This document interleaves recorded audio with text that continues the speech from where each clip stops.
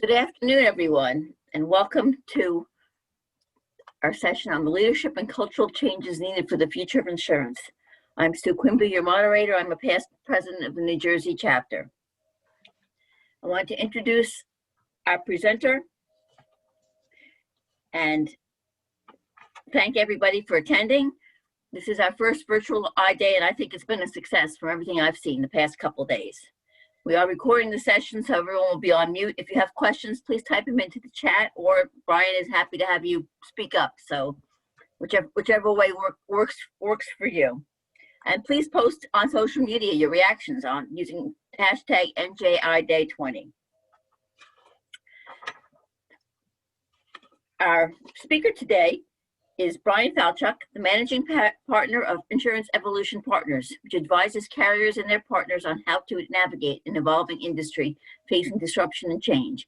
Bryan spent 20 years in insurance, including serving as head of claims for Hiscox USA and leading growth for the insurtech Hi Marley. He has also held leadership roles at carriers like Liberty Mutual and Beasley, and was a consultant in McKinsey & Company's insurance practice. Bryan is a best-selling author and public speaker, including several TEDx talks. His best-selling book, The Future of Insurance: From Disruption to Evolution, shares case studies of 7 carriers who overcame the barriers to change we face in the industry to innovate in the face of disruptive threats. And it's my understanding that several copies of Bryan's book will be given away, one to somebody who's attending this session, and one to as a part of a package for all the attendees. So this is great. So without further ado, Bryan, take it away. Thank you very much, Sue. And I'm excited to be here. I know Rob Galbraith talked about the end of insurance earlier on and what way to lead us into the weekend, but with a bit of hope about the future, right? So instead of the end of insurance, we're talking about the future of insurance. Actually, Rob and I are very much aligned that this is a moment of opportunity for us as an industry. And I think that's really exciting.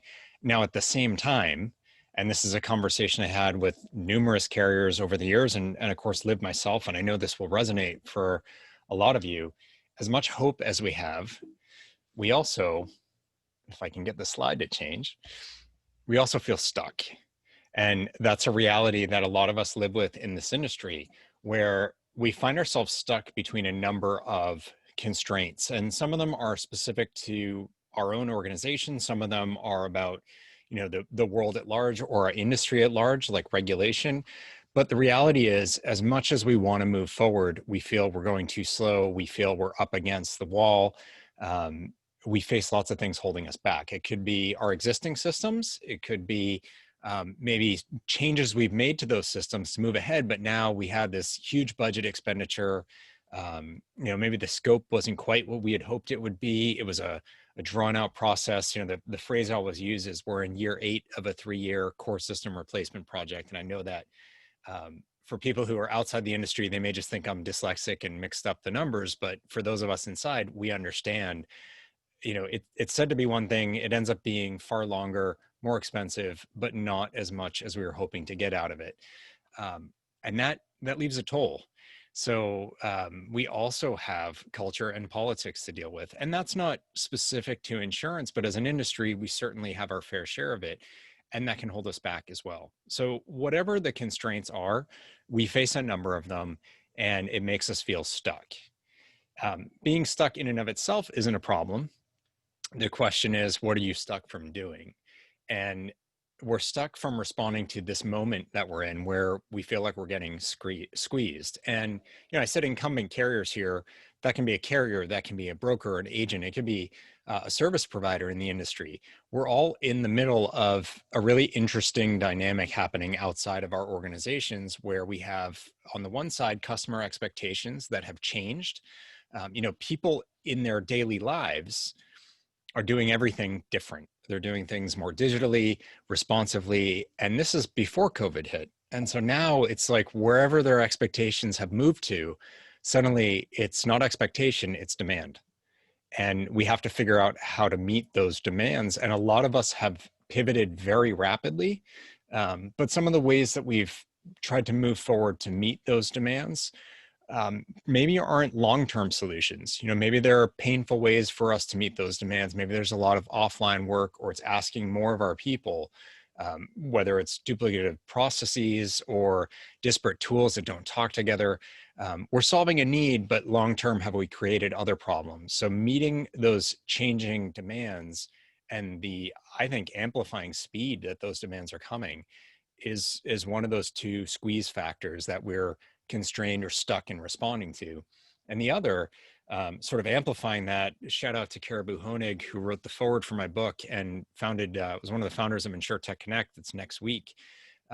He talked about the squeeze from the outside, and that's a new generation of carriers, but not just carriers, service providers, distribution solutions, but a new generation that is being born tech first and is being born without some of the constraints that a lot of us that have been in the industry face. Their culture is fresh. It doesn't have 50 or even 100 years of set and established ways of thinking about change or the way that we've always done things. It's all new. And it's not to say they don't face constraints, and it's not to say that they have it easy, but they are free from some of the constraints that legacy providers would face. And a lot of them have a totally different mindset because they may be coming from a software development or engineering background, which is about problem solving, versus a risk background, which is about, mitigating problems. It sounds like it's a minor thing or it's just on paper, so maybe it wouldn't impact us, but actually it ends up defining the way that we look at different things we face, opportunities or problems, and that's squeezing us. So we're constrained. We're getting this pressure from the outside. It sounds fairly hopeless. Good news is it's not. And despite those constraints and despite those pressures, carriers are moving forward. Distribution partners, agents, brokers, service providers are finding ways to move forward. And the book that Sue mentioned, The Future of Insurance from Disruption to Evolution, in particular, I take the perspective of the incumbent carriers. And I profile 7 of them that have been able to do some very innovative things despite those constraints. And, people sometimes read the stories and they're thinking they're going to be moonshots or these crazy, super innovative ideas. It doesn't have to be world-changing stuff. It has to be things that move you forward. And it has to be things that help you overcome the constraints you face. And while all of the stories are interesting, that's not really the point of sharing them. The point is to pull the lessons out. And what I found across all of these cases, and many that didn't make it into the book, because there were more that I profiled, but these were the 7 that survived to the end and had outcomes and benefits that they could talk about, and of course agreed to be in the book. That's kind of important because I wanted to make sure people would share who they are, what they did openly and honestly. But the lessons were really universal. And I think that's interesting because if you recognize any of these companies, it's quite a mix. You've got 2 pure play monoline comp carriers, one currently an organization of the state of California. The other was formerly a state organization where Employers was part of Nevada. You've got a large multinational commercial lines and specialty carrier in CNA. You've got AXA XL, which went through 2 different acquisitions, one where they were the acquirer, XL buying Catlin, and then one where they were acquired, where an AXA bought XL's operations. You've got, just running the gamut. Size, Ohio Mutual is about $250 million, $250 million, up to USA, who is not quite, but almost 100 times that, or they're 20-ish billion dollars. So wildly different scale of operations, and yet the takeaways were quite universal. So I want to share a bit about them. And of course, if this is interesting, there's much more in the book, but I'm going to be a bad book salesman and give away the meat of it. So there were 3 things, and it starts with the customer. And I think that's really interesting that regardless of the line of business, regardless of the scale, the complexity, how risk engineered it is, et cetera, it always comes back to the customer. And customer can mean a number of things. And I see carriers get into this debate as who is the customer. If we're working through agents and brokers, that's our customer, not the end insured. That's the agents or brokers customer. If we're direct, it's the end insured. If we're, a London market broker, London market carrier, we've got the London market broker, then we maybe have a wholesaler in the US, and then there's a retailer, and then there's the insurer. So who's the customer? The reality is everyone is. And if you're not thinking about how you serve each of those points in the process, you are going to fall flat somewhere. So the mind of the customer and actually engaging and listening to them was very critical. The next is your people.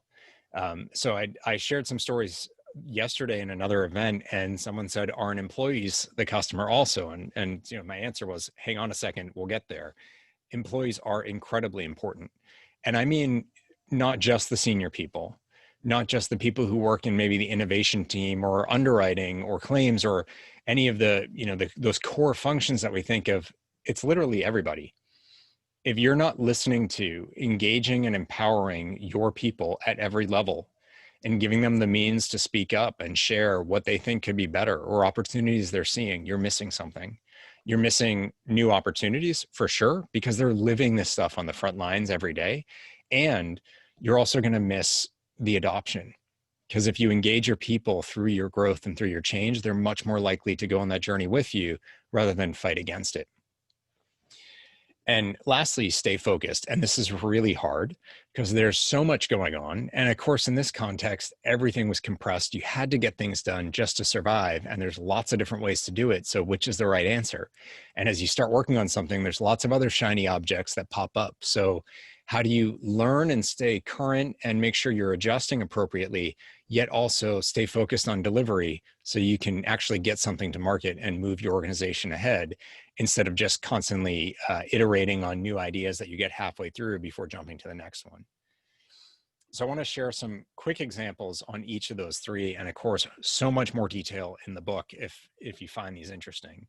On customers holding the answer, I've got two wild extremes on the spectrum here. Ohio Mutual, as I mentioned, a mutual based in Ohio, Midwestern carrier. They have some exposure in Maine through an acquisition they made, but personal and small commercial, good mom and pop kind of businesses, fantastic carrier. And then on the other end of the spectrum, you have AXA XL, and specifically their large risk engineered construction practice, which is a multi-line vertical focus solution, specialty lines, it's D&O, it's workers' comp, E&O, a number of project solutions, really complex, really large stuff, as part of this gigantic financial services behemoth, AXA.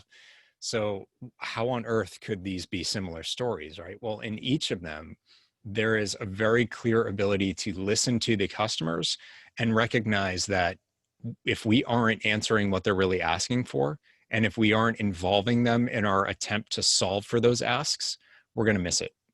For Ohio Mutual, it was a texting solution, and I was actually the one who was interacting with them when I was at High Marley to deliver this. They kept being asked in claims by their insureds, can I just text you? And they never had an answer, and they tried numerous different things, and they kept not meeting either the customer's needs or their employees' needs, which if you're not meeting your employees' needs, you're probably going to end up not meeting your customers' needs either, because your employees don't have what they need to serve the customers. Ohio Mutual kept trying, kept getting feedback, kept experimenting until they really had solved for what their customers were ultimately asking them in a way that was sustainable and worked for them.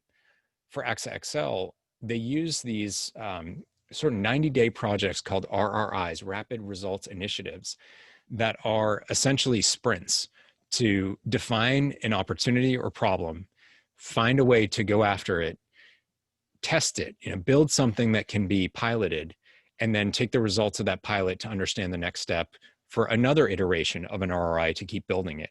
And in that process, those pilots and even the definitional work up front, they directly involve their customers and their broker partners in many cases to address the issue, to look at what's going on, and to build a solution, and then to actually run the pilots. And they try not to be overly prescriptive so that they can learn from what their own insureds and their brokers are doing and using with the solutions they build, because they realized we don't know everything. And if we tell them exactly how to use this tool or that tool, we may miss some organic learning or some organic opportunity that we would never have come across if we just told them, this is what it is, use it this way, and then tell us at the end of 90 days how it went. So a much deeper, almost daily interaction with their insureds, with their brokers, to figure out what some of the solutions are. And what they came up with was something that was intended to lower risk in their construction business. It's a weather prediction tool. And actually what they learned through those pilots is, yes, it lowers risk, but it also dramatically changes the ability of their insurers, these large construction companies, to be profitable and to have projects that they bid on appropriately with the right numbers or walk away from if they can't get those numbers, so that they don't end up losing their shirts on each of those projects. It's a really interesting business benefit for their end insureds that why would an insurance company ever have thought about that, right? So that engagement with customers ended up leading to something much bigger than just a way to reduce weather-related risk on these construction projects. Really, really interesting. The next is about engaging your people. And of course, I touched on this a little bit, like with Ohio Mutual. The idea is none of these carriers is just doing one of these rules. These things were present with everyone. The State Compensation Insurance Fund of California, um, what they did was pretty amazing around the idea of design thinking. So it's a way of looking at problems and opportunities and devising a solution for it. It's actually sort of similar to what XXL does with RRIs. RRIs predate the design thinking notion, but they are actually very similar ideas. The State Comp Fund actually took all of their employees, and I mean every single employee, regardless of what function you were in or what your role was, and put them through design thinking training. So, administrative assistants, underwriters, everybody. And then they had all of their employees work on projects over the course of a year to use that training to try to move something forward. And they came up with 30 ideas. Last count I had was 30. Maybe it's more now. But as of the writing the book, 18 of them were either implemented or being implemented, which is a really high hit ratio. If you think about innovation ideas and innovation work, what's also important is the 12 or so that they didn't implement, they didn't just sweep those under the carpet. Those employees weren't ushered out the door or never spoken about again. They learned from those. The process of coming up with those ideas was educational and might have brought to light something else. And maybe the idea was good, but maybe through that process, they learned something where actually this opportunity isn't at our door yet. Or now that we've done this work, we understand things differently. And so this isn't a problem we should be solving. We should put our efforts elsewhere. So they learned from the things that you might consider a failure, and instead they took it as a way to grow their people, to grow their understanding, and to engage differently. So the successes and the so-called failures that really aren't, they're all learning opportunities for the entire staff, which I think is brilliant. And a state organization that was on financially shaky ground early on in the case study, and has a lot of constraints that I don't think any carrier faces. Like everyone in the line roles is unionized. They have unionized claims attorneys, which as a head of claims, I've never even heard of that. So some of the constraints and the complications that they face are really extreme. And for me, that was a great reminder that no matter how frustrated you might feel you are with your situation or how constrained you feel, I promise you, there are other carriers out there who have it even more constrained, and yet they're able to move forward. So the State Comp Fund story for me is a really nice reminder that there's really no such thing as too constrained.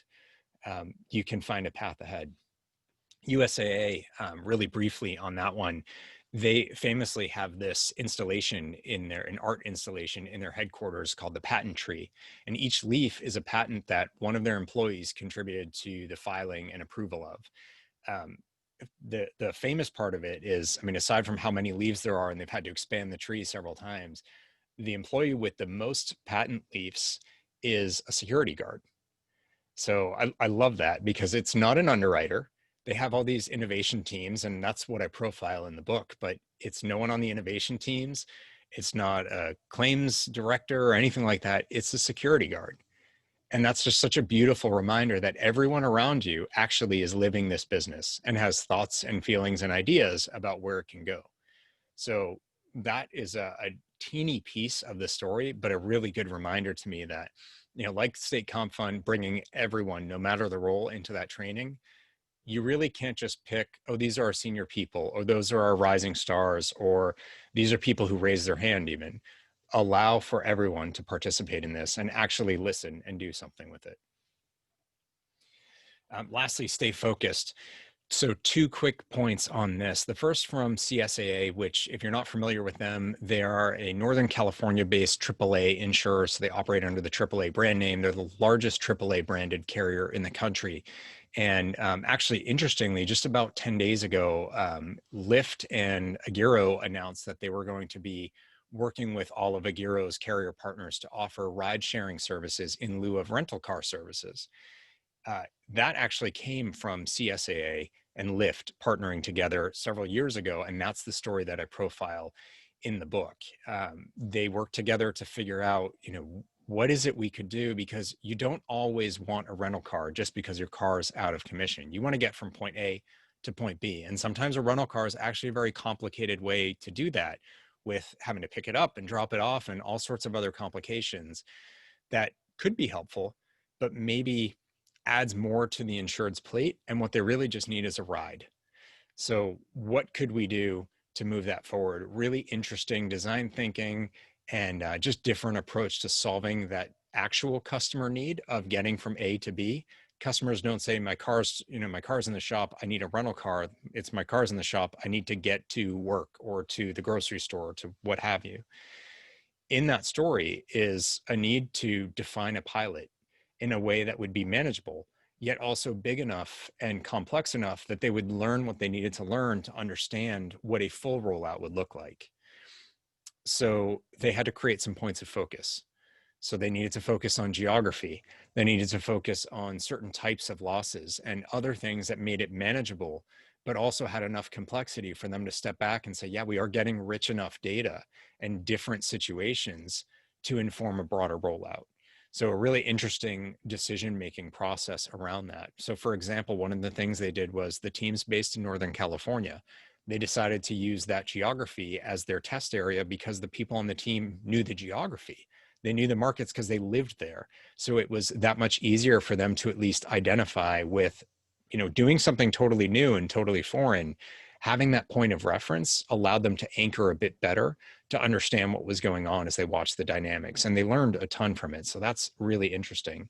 Employers has been doing something on the distribution side with digital and alternative distribution, developing and deploying APIs so that their distribution partners, that could be brokers and agents, it could be some new insurtech kind of intermediaries, or it could be other carriers.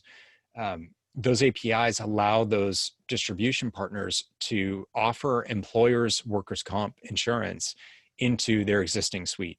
So for example, let's say you're a commercial auto and property carrier, but you don't have comp and your insureds are looking for it. What if you could offer comp as part of that quoting process, so you could offer them a well-rounded answer to their insurance needs? So employers uses their APIs to connect into that. What they found is, for their distribution partners, they all had wants and needs. They all asked for capabilities in the APIs. And that wasn't a surprise, but what employers needed to do was figure out, we can't work on everything that everybody needs. We can't make this a series of one-off solutions for each distribution partner, independent of the other solutions we build for the next distribution partner, because that's not scalable or sustainable. And we're not big enough to have 25 or 30 API teams developing essentially competing solutions. We need to have a single set of APIs that are widely relatable to as many of our partners as possible, answering the needs that they present to us. So when they would get requests from their distribution partners for new functionality in the API, they took those requests to all the other distribution partners and said, this is what we're being asked for. Is this something you need or would value? And if the answer was universally yes, they would move ahead on it. But if it wasn't, then they realized, okay, either we need to do more work in understanding the request and defining it, because maybe it's just not resonating in the current form, or it's not something that has enough scale of its value across all of our partners to be worth taking us away from developing something that is valued by everyone. So it's a tough call. You've got a big partner, they want something, they need it. They say, this is a must-have for us. If you say no to that, what happens to your business, right? Well, they were able to make those decision calls and do it in a structured way that everyone felt was fair, so that when you're told no, you felt like you were being heard and being considered, and you still had a chance if the idea gets developed further. You don't just lose that functionality need.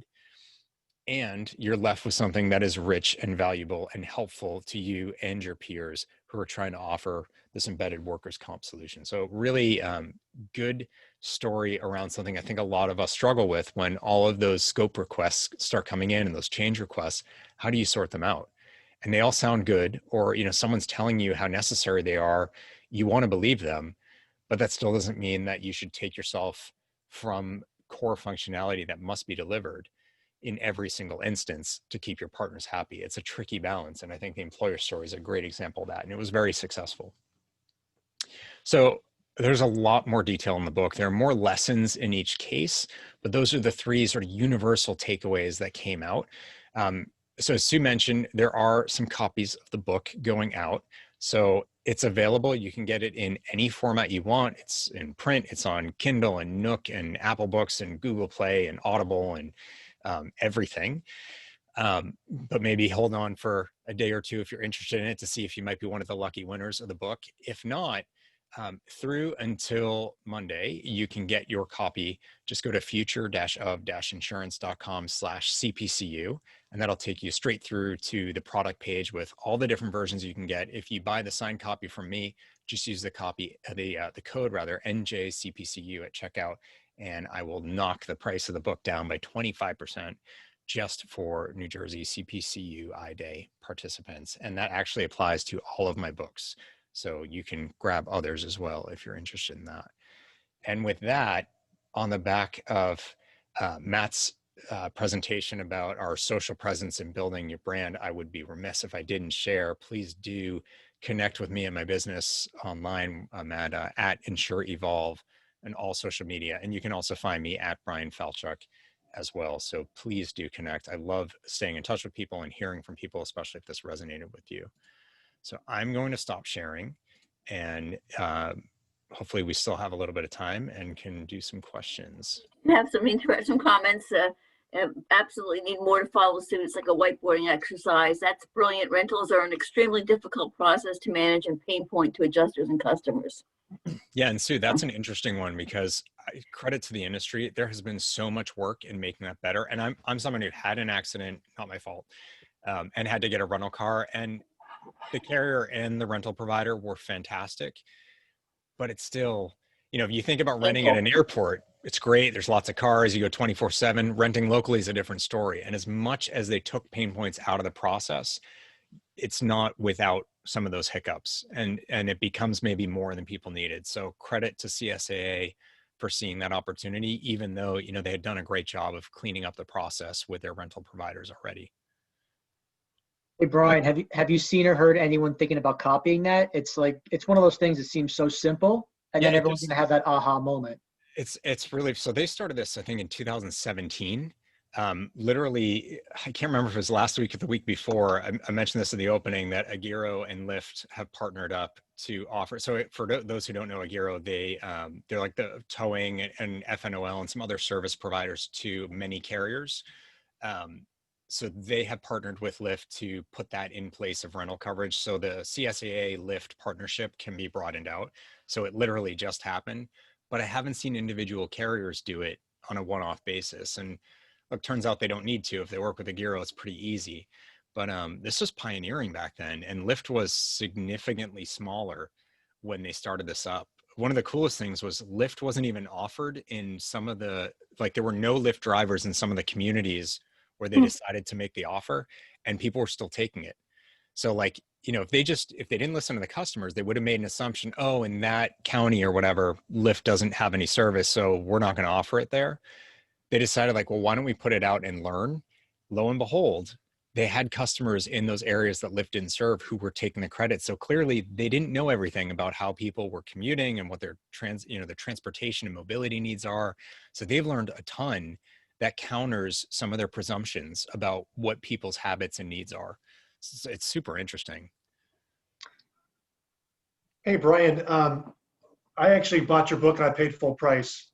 And I'm still on chapter 5, but and the intro is, I was going to skip the intro, and your first 2 chapters are just fantastic. Can you talk about regulation? Because I feel like the regulatory environment, the impediments that carriers face on the product development and pricing and innovation side seems to be really hindered and made more arduous. And I just wanted to get your take on what's your reaction to that, and Yeah. what's the prospect for that? Yeah. Well, so first of all, thank you for picking up the book and for your kind words about it.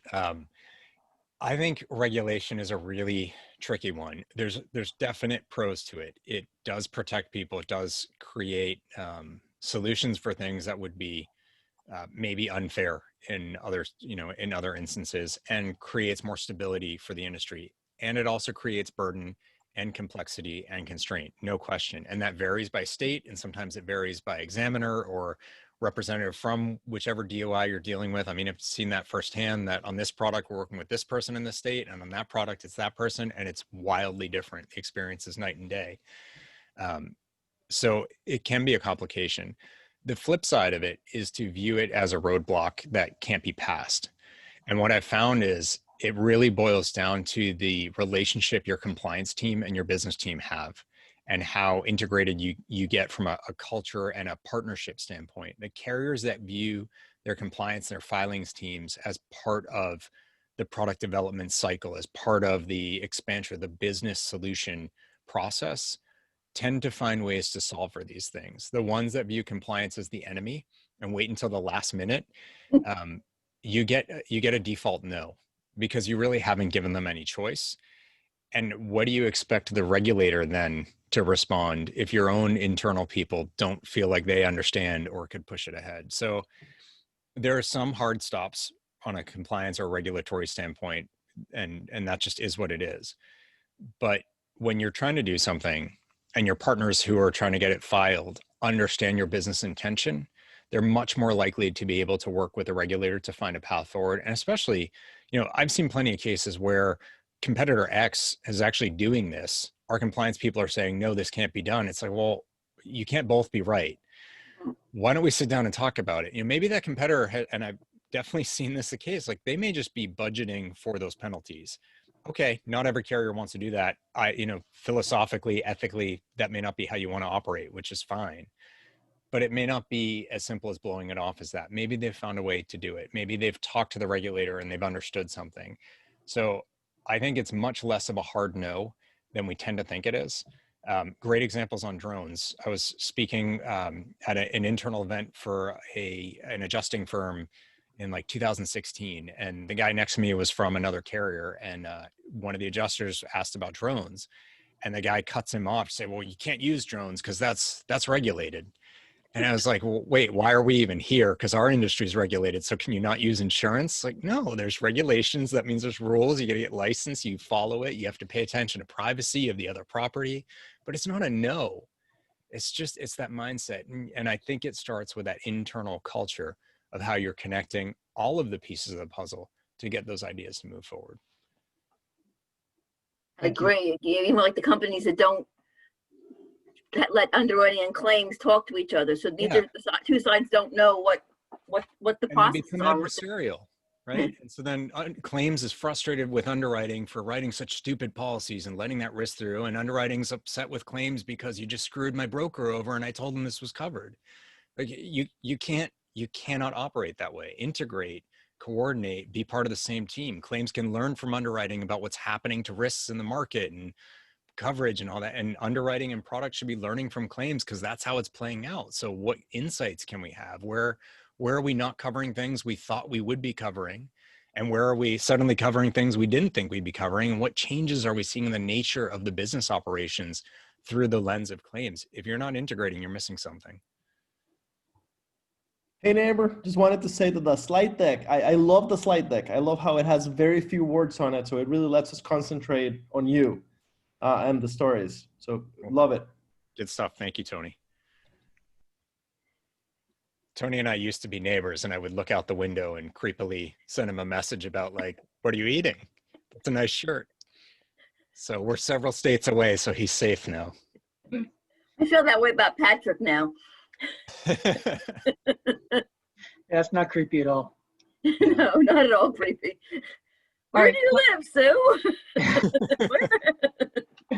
So Brian, here's a different type of question. Yeah. You know, similar to Rob, you guys seem to be kind of on a similar trajectory in a way, you know, having a lot of the industry experience, and now you're on a different route. How'd you get there, and what made you make that transition? It's an interesting question. There's two sides to my life. This is my insurance side, the other side, and you'll see if you go to my site, you'll see there's other books. I also do like self-help and motivation work. And that's actually who I am. Like, I like solving problems. I like helping people have those aha moments that can change their life.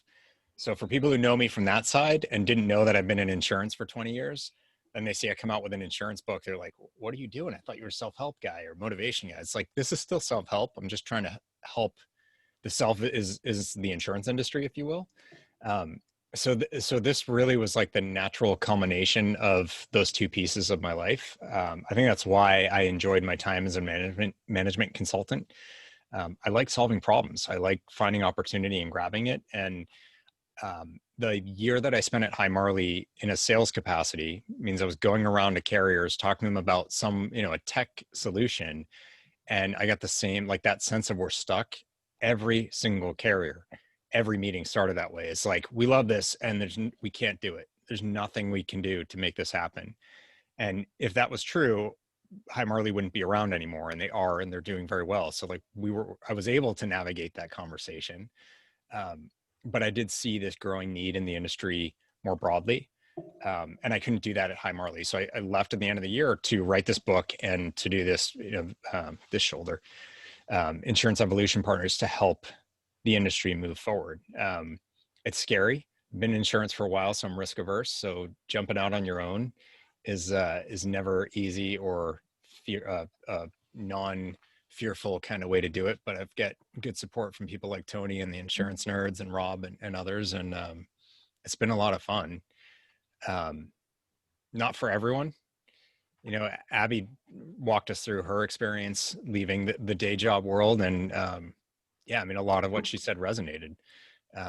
But it's, if you have a passion for it, I think you keep putting it out there and it eventually will work out.